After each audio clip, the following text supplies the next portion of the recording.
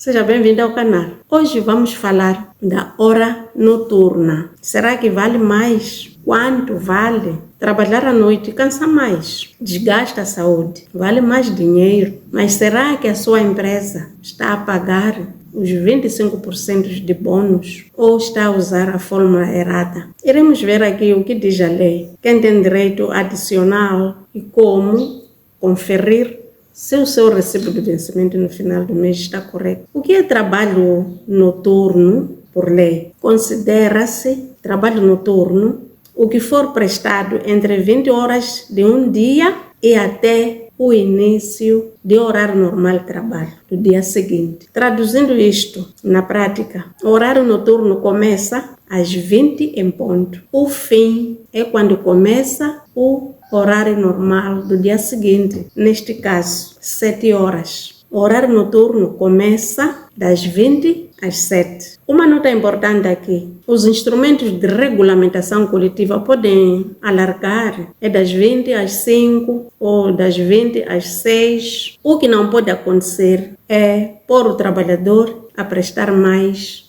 horas. A lei do trabalho define o período, a percentagem adicional. O valor inclui pagamentos pela prestação de trabalho noturno. O adicional de noturno é obrigatório, mas o valor é fixado por um instrumento de regulamentação coletiva, neste caso, o regulamento interno, a sua convenção sectorial. Existem contratos onde vem já essa percentagem. Se não recebe nenhum valor adicional, a empresa está a violar e você tem direito de exigir retroativos e limites para que o RH não possa violar. O trabalho noturno tem 3 limites. O primeiro é a duração máxima.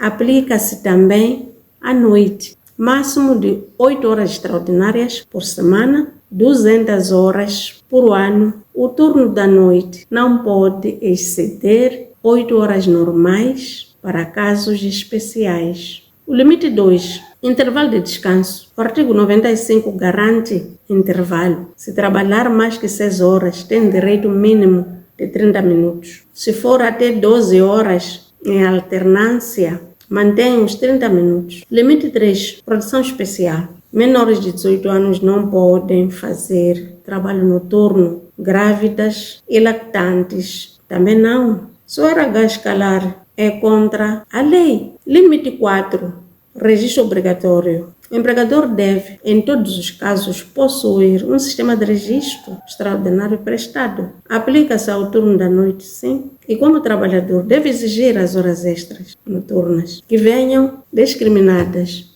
no recibo. Como conferir o recibo e reclamar? Veja as horas. Tem linha de horas noturnas? Se não tiver enquanto trabalha durante a noite, algo está errado. Veja também o valor.